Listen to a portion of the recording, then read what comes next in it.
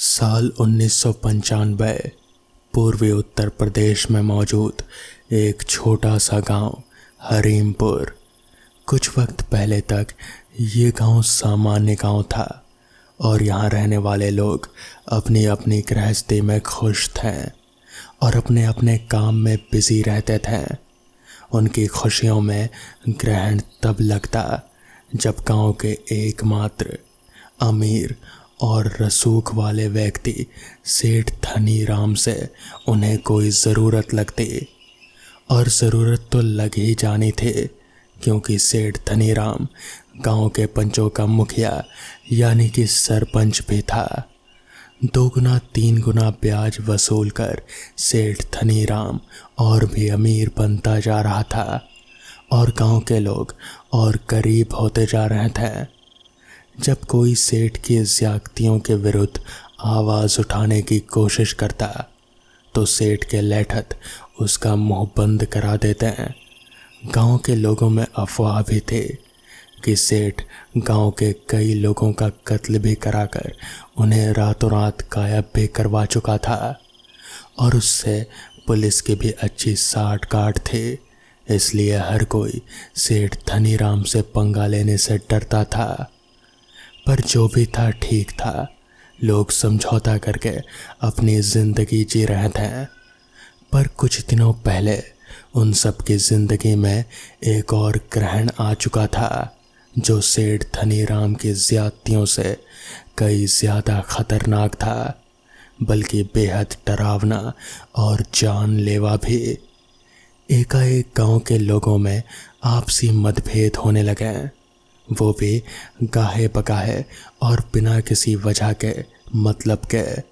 लोग आपस में लड़ते लड़ते चोटिल भी होने लगे और एक दूसरे के खून के प्यासे भी। लोग समझ नहीं पा रहे थे कि यह अचानक हो क्या रहा है, क्यों हो रहा है, इसकी वजह क्या थी। इसके अलावा गांव की प्रेग्नेंट औरतों का प्रसव असमय होने लगा, गर्भपात में तीव्रता होने लगी और के लोगों की उम्मीदों का जलता दिया। काफ़ी दिनों तक जब कोई दुर्घटना नहीं हुई तो गांव के लोग राहत में आ गए और अपने अपने काम में लग गए। पर ये तो तूफान से पहले वाली शांति का आगमन हुआ था, क्योंकि अब बच्चों के साथ साथ जवान उम्र के और वयस्क लोग भी गायब होने लगे, जिनमें हर उम्र के पुरुष और महिलाएं शामिल थे, खासकर वो महिलाएं जो प्रेग्नेंट होती। ताज्जुब वाली बात यह थी कि अभी तक किसी की भी लाश नहीं मिली थी, इसलिए कुछ लोग अभी भी उन्हें जिंदा मानकर ही संतोष कर रहे थे और भगवान से उनके लौट आने की प्रार्थना भी। पर क्या वो जिंदा थे? इसका सही जवाब किसी के पास नहीं था, सिर्फ वक्त के अलावा। शाम का धुंधलापन घेराया था और गांव में सन्नाटा पसर चुका था। सभी अपने अपने परिवारों के साथ घर में दुबक चुके थे। बस केवल गांव की चौपाल पर कुछ बड़ी उम्र के लोग ही आपस में इन्हीं सब बातों पर चर्चा कर रहे थे कि तभी आंधी तूफान की तरह एक आदमी दौड़ता भागता वहां आया और सांस को समेटते हुए बोलने की कोशिश करने लगा। क्या बात है रे ननुक, इतना हाफ कह रहे हो? कहाँ से भागता हुआ आ रहा है रे? एक बुजुर्ग पंच पूछ बैठा। बाकी लोगों की नज़रों में वही सवाल तैर रहा था। वो ले गई। ननुक बदहवासी से दहशत भरी आवाज में सीना पकड़ते हुए बोला। कौन? क्या ले गई? राम खिलावन का बिटवा, वो उसे ले गई। क्या? लेकिन कौन? मंजुला। कौन मंजुला? बहादुर की बीवी। क्या? पर वो तो बेवा है, उस बच्चे का वो क्या करेगी? कुछ ना कुछ गड़बड़ है, चलो सरपंच सेठ को बताते हैं। कुछ ही समय बाद वो सभी सेठ धनीराम के बड़े से मकान में पहुंचे। तेरा शक पक्का है रे ननूक? धनीराम ने उसे संदिग्ध नजरों से देखा। अम्मा कसम माई बाप, मैंने उन दोनों को अपनी आंखों से देखा। मंजुला राम खिलावन के बिटवा को बेहोश करके ले गई। मैं दिशा मैदान करके वापस लौट रहा था तो मैंने वहीं से देखा। पर वो बेचारी तो विधवा औरत है, वो क्या करेगी उस बच्चे का? मुझे तो लगता है सरकार कि कहीं इन अनहोनियों के पीछे मंजुला का हाथ तो नहीं है। ये सब बाद में सोच लेना सरपंच जी, पहले हमारे बच्चे की जान का ख्याल करिए। राम खिलावन नामक अधेड़ हाथ जोड़कर विनती भरे भाव से बोला। सारे लोग गुट बनाए हुए धनीराम की अगुवाई में मंजुला के घर की ओर चल पड़े। गांव के छोर पर मंजुला का घर बना हुआ था, जहां उसके साथ उसके ही परिवार के अन्य लोग और भी 2-4 घर बने हुए थे। मंजुला का पति एक सपेरा था और उसके परिवार का ये पुश्तैनी काम था। वो सभी सांप पकड़कर उनका खेल गांव-गांव जाकर दिखाते थे। इस काम में उनका मिलजुल कर भरण पोषण हो ही जाता था। लोग कहते थे कि वो लोग सांपों को पालने के साथ साथ तंत्र मंत्र की भी क्रिया करते थे। पर एक दिन जरा सी चूक में सर्पदेश से बहादुर की बहादुरी के साथ उसकी जान भी निकल गई। वो लोग जल्द से जल्द मंजुला के घर पहुंच गए, लेकिन वहां ना मंजुला थे और ना ही वो बच्चा।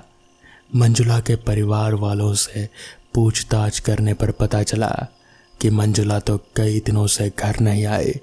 क्यों, ये उन्हें भी नहीं मालूम, और अपने अपने परिवार के राशन पानी की चिंता में उन्हें दूसरों का होश कहाँ था।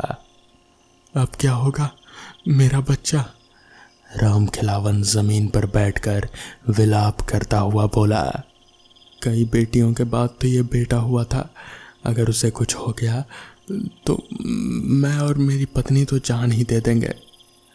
धैर्य से काम लो राम खिलावन, तुम्हारे बेटे को कुछ नहीं होगा। किसी कुशल नेता की भांति धनीराम से दिलासा देता हुआ मंजुला के जेठ से बोला। तुम्हारे हिसाब से वो कहाँ जा सकती है? इस पर उन्होंने बताया कि जंगल में एक पुरानी कुटिया है। मंजुला ज़्यादातर वक्त वहीं रहती है। सब लोग उस कुटिया की ओर निकल पड़े हैं। कुछ देर चलने के बाद वो लोग उस कुटिया के पास पहुँचे।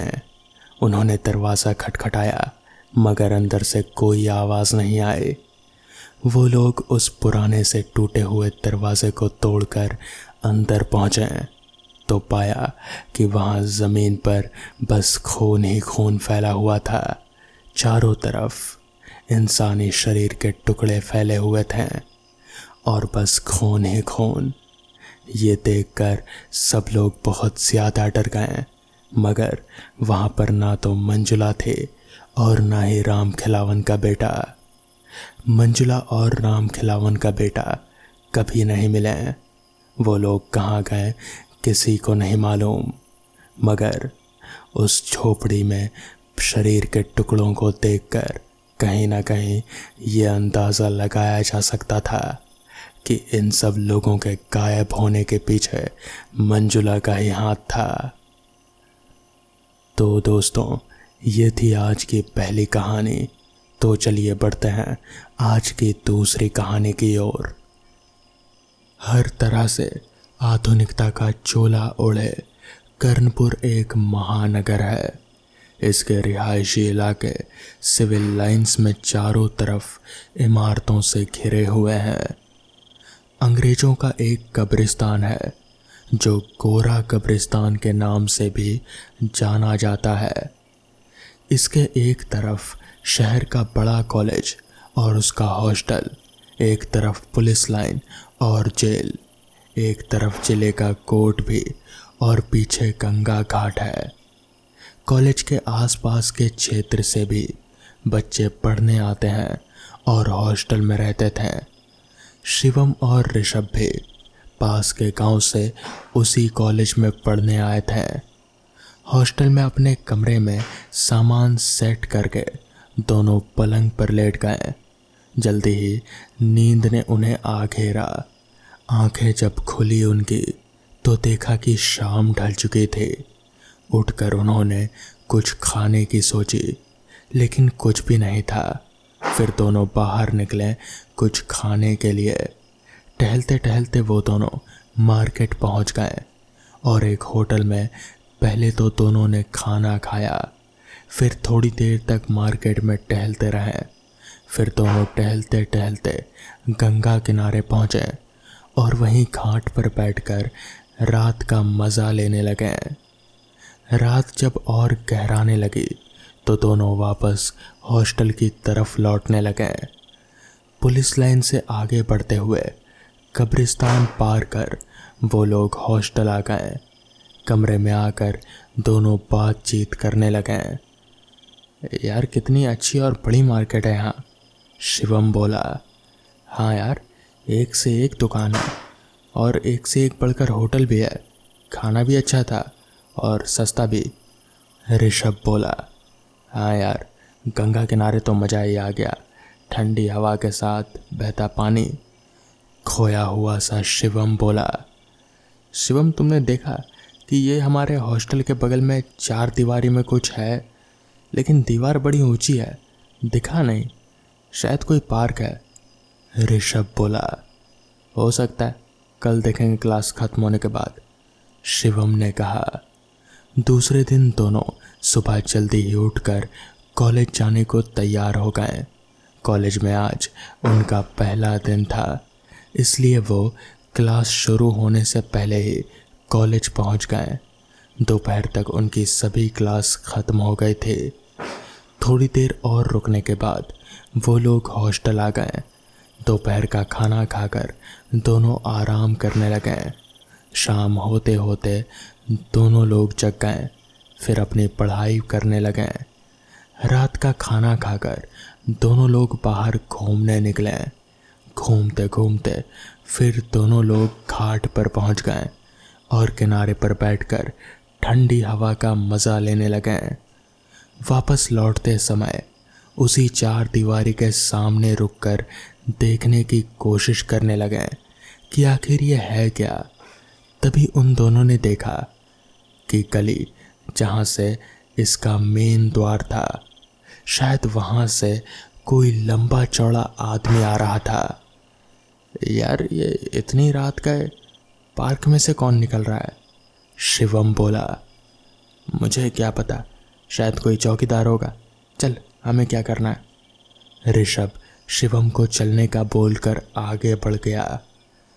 अरे तू अभी भी रुका है, अब उस आदमी से मिलकर ही चलेगा क्या? 2 कदम आगे बढ़कर ऋषभ ने फिर शिवम को टोका। चल रहा हूँ यार, कहकर शिवम भी ऋषभ के साथ हो लिया। दोनों कमरे में पहुंचते ही सो गए। दूसरे दिन फिर कॉलेज और हॉस्टल में ही दिन कट गया। रात को खाना खाकर दोनों पढ़ाई करने बैठ गए। काफ़ी देर पढ़ने के बाद दोनों दिन भर के बारे में बातचीत करने लगे कि तभी लाइट चली गई। गर्मी से दोनों का कमरे में बुरा हाल होने लगा, तो ये तय हुआ कि थोड़ी देर बाहर घूम कर आया जाए। टाइम देखा तो रात के करीब 2 बज रहे थे। दोनों हॉस्टल से निकलकर बाहर सड़क पर आ गए। अभी थोड़ा आगे बढ़े ही थे कि दोनों फिर से कल रात वाला आदमी देख लिए, लेकिन वो अब उस पार्क से बाहर नहीं बल्कि अंदर जा रहा था। लगता है ये इस जगह का चौकीदार ही है, समझा, और ये यहीं रहता होगा अंदर। लेकिन यार, उसके कपड़ों से तो ऐसा नहीं लगता कि चौकीदार होगा। तूने देखा नहीं कैसे अंग्रेजों जैसे कपड़े पहने हुए हैं और जूते भी। कोई भी चौकीदार ऐसे कपड़े तो नहीं पहनता है, शिवम ने कुछ आशंका जताते हुए कहा। यार, वो चौकीदार ही है। छोड़ ना, तुझे क्या करना है, दोस्ती करनी है क्या, या फिर चौकीदार की नौकरी करनी है, ऋषभ थोड़ा खींचता हुआ बोला। नहीं यार, करना कुछ नहीं है, बस इतनी रात में उसे देखकर थोड़ा अजीब लगा। इतनी रात में कौन टहलता है? अरे भाई, गर्मी इतनी है, हो सकता है कि गर्मी की वजह से बाहर निकला हो हवा खाने के लिए हमारी ही तरह, ऋषभ बोला। शिवम ने हाँ में गर्दन हिलाई। तभी लाइट आ गई और दोनों वापस हॉस्टल लौट गए। ऐसे ही कॉलेज में बिजी होने की वजह से 3-4 दिन दोनों बाहर घूमने नहीं निकले। शनिवार को दोपहर में कॉलेज छूटते ही दोनों अपने गांव के लिए निकल गए।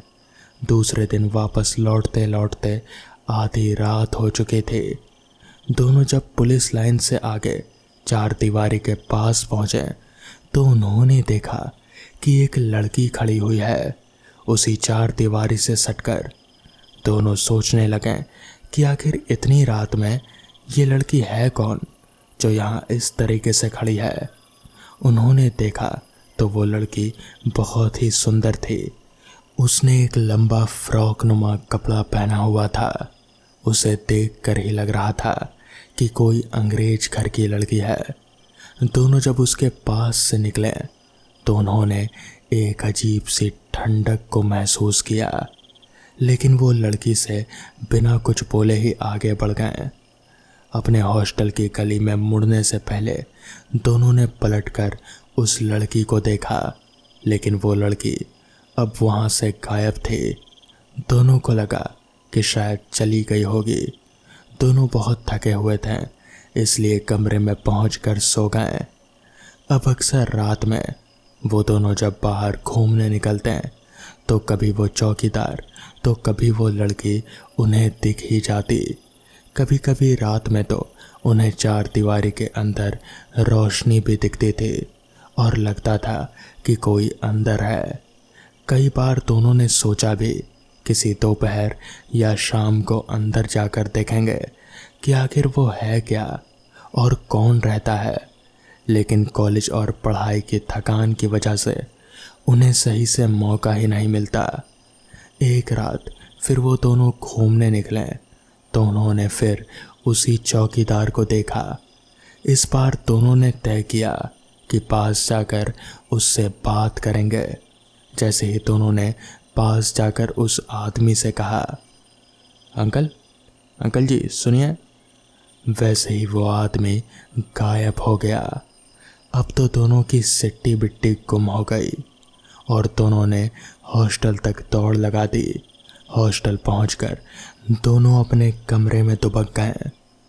यार वो क्या था? अचानक ऐसे गायब हो गया और कहाँ गायब हो गया? ऋषभ ने डरते हुए पूछा। मुझे लग रहा है कि कोई भूत था, तभी तो एकदम से गायब हो गया, शिवम बोला। मतलब हम जिस आदमी को देखकर चौकीदार समझते थे वो इंसान नहीं बल्कि भूत है। अभी भी ऋषभ डरते हुए बोला। हो सकता है, शिवम ने सोचते हुए कहा। अब तो पक्का कल चलकर देखना ही पड़ेगा कि आखिर वो जगह है क्या। शिवम ने आगे बोला। नहीं यार, मैं नहीं जाऊंगा, तू अकेले ही जाकर पता करना, मुझे डर लग रहा है, ऋषभ रुआंसा सा होकर बोला। अरे यार, रात में चलकर पता करने के लिए कौन कह रहा है? दिन में चलेंगे देखने के लिए। डर तो मुझे भी लग रहा है, लेकिन मैं पता करके रहूँगा कि आखिर वो है क्या। दूसरे दिन कॉलेज छूटते ही शिवम जबरदस्ती ऋषभ को लेकर वहाँ पहुँचा। ऋषभ देख, यहाँ पर ये सब शिलालेख है, देख इस पर क्या लिखा है, शिवम बोला। शिलालेख पढ़कर शिवम बोला, यार ये तो कोई अंग्रेज़ों का कब्रिस्तान है जो 1750 में बना था और अब एक संरक्षित धरोहर है। क्या कब्रिस्तान है? मतलब हम कब्रिस्तान के बगल में रहते हैं और रोज़ इसी के सामने टहलते हैं, डरते डरते ऋषभ बोला। लेकिन यार, यहाँ तो कभी कोई लाश को आते नहीं देखा हम लोगों ने, शिवम थोड़ा आश्चर्यचकित होते हुए बोला। चल इसके गेट पर चलकर देखते हैं शायद कुछ पता चले। शिवम ऋषभ को खींचते हुए बोला। दोनों कब्रिस्तान के गेट पर पहुंचे तो उन्होंने देखा कि गेट पर भी एक बोर्ड लगा था जिस पर कब्रिस्तान खुलने का समय लिखा हुआ था, सुबह 10 से शाम 4 बजे। दोनों डरते डरते अंदर गए। देखा पूरे कब्रिस्तान में अलग अलग तरह की कब्र बनी हुई है। हर कब्र पर खूबसूरत चित्र या मूर्तियां बनी हुई है। पूरे कब्रिस्तान में एक खामोशी सी थी और उन दोनों के अलावा वहाँ और कोई नहीं था, लेकिन ऐसा लग रहा था कि वहाँ बहुत से लोग हैं। डर के मारे दोनों वापस बाहर निकलने लगे तो एक कब्र के पास एक बुजुर्ग को देखा। शिवम ने पास जाकर उस बुजुर्ग से कब्रिस्तान के बारे में पूछा। बाबा, ये कब्रिस्तान में किसी को दफनाते नहीं है क्या? नहीं बेटा, इस कब्रिस्तान में सिर्फ अंग्रेजों की ही कब्र है और सरकार की मनाही की वजह से किसी भारतीय को इसमें नहीं दफनाया जाता। आज़ादी के 1 साल बाद से लेकर आज तक कोई भी नहीं दफनाया गया। वैसे भी 800 कब्र के बाद अब यहाँ जगह भी कहाँ है किसी को दफनाने की। इसी वजह से इसे सरकार ने अपनी धरोहर के रूप में शामिल कर लिया है और जो भी टूरिस्ट आते हैं उनके लिए ये खुला रहता है। उस बुजुर्ग ने बताया। बाबा, क्या यहाँ भूत प्रेत भी रहते हैं? हमने रात में कई बार सूट बूट पहने एक आदमी को देखा जो अंग्रेज सा दिखता है, और कई बार तो एक अंग्रेज लड़की को भी देखा है इसी चारदीवारी के आसपास। कई बार इस कब्रिस्तान के अंदर से रोशनी भी आते देखा है। लगता है जैसे कोई अंदर रहता है। शिवम ने कहा। बाबा, कल जब हमने उस अंग्रेज से दिखने वाले आदमी को अंकल कहकर पुकारा तो वो गायब हो गया। ऋषभ अपनी बड़ी बड़ी आंखें कर कर बोला। बेटा, मैं यहाँ रहता तो हूँ, लेकिन मैंने खुद तो कभी नहीं देखा। लेकिन कुछ दिन कभी कभी कब्रिस्तान के अंदर से बहुत लोगों के होने का एहसास होता है मुझे।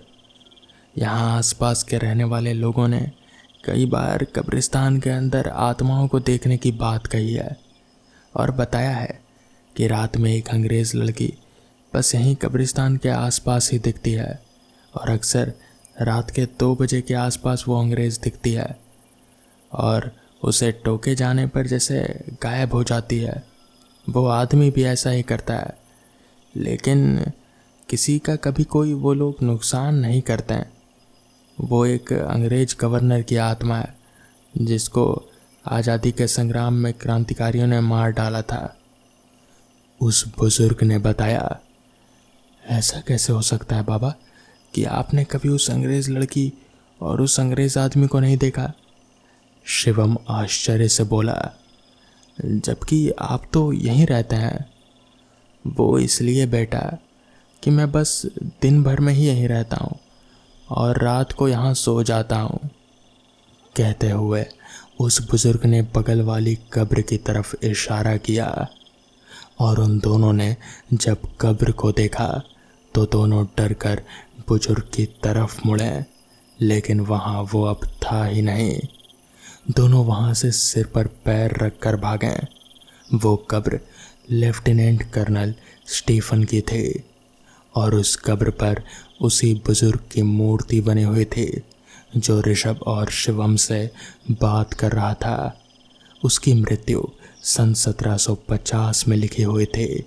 वो कब्र उसी के नाम और उसकी मृत्यु के बाद ही बनी थी और पहली कब्र भी उस कब्रिस्तान में उसी की थी। तो दोस्तों, ये थी आज की कहानियाँ। अगर आपको ये कहानियाँ पसंद आई हो तो वीडियो को लाइक और चैनल को सब्सक्राइब करना ना भूलें। तो मैं आपका दोस्त आर्यन जल्द ही मिलूँगा आपसे ऐसी ही नई कहानियों के साथ। तब तक के लिए अपना ख्याल रखें।